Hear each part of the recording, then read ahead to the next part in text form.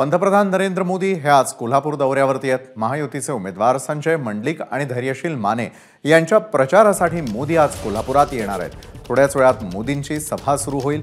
मुख्यमंत्री आणि उपमुख्यमंत्रीही कोल्हापुरामध्ये पोहोचले आहेत। सभास्थळावरून आढावा घेतलाय आमचे प्रतिनिधी विजय केसरकर यांनी। पंतप्रधान नरेंद्र मोदी यांची आज कोल्हापूर जिल्ह्यामध्ये कोल्हापूर आणि हातकणंगले या दोन्ही लोकसभा मतदारसंघासाठी जाहीर सभा होते। कोल्हापूरच्या तपोवन मैदानावर ही सभा होते आणि पुढच्या काही वेळातच या ठिकाणी पंतप्रधान नरेंद्र मोदी उपस्थित राहतील आणि कोल्हापुरातील त्याचबरोबर हातकणंगले लोकसभा मतदारसंघातील सर्व नागरिकांना संबोधित केलं जाईल।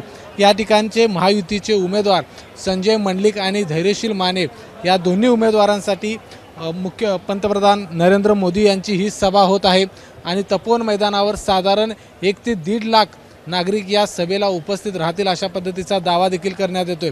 या सभेला उपमुख्यमंत्री देवेंद्र फडणवीस हे देखील उपस्थित राहणार आहेत। कालपासूनच मुख्यमंत्री एकनाथ शिंदे कोल्हापूरमध्ये तळ ठोकून आहेत आणि त्यांनी या संपूर्ण दोन्ही लोकसभा मतदारसंघातील प्रमुख नेत्यांची भेटी आहेत त्या घेतलेल्या आहेत। या ठिकाणी आपण आता बघतोय की नागरिक यायला सुरुवात झालेली आहे आणि हे पूर्ण तपोवन मैदान हळूहळू आता नागरिकांनी भरून जाण्याच्या मार्गावरती आहे।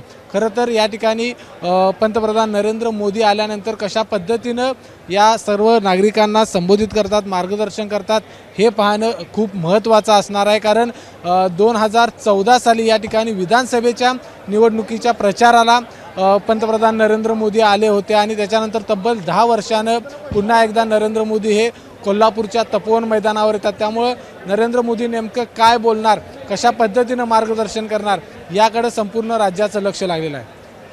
कॅमेरामन निलेश शेवाळेसह विजय केसरकर, एबीपी माझा, कोल्हापूर। एबीपी माझा, उघडा डोळे बघा नीट।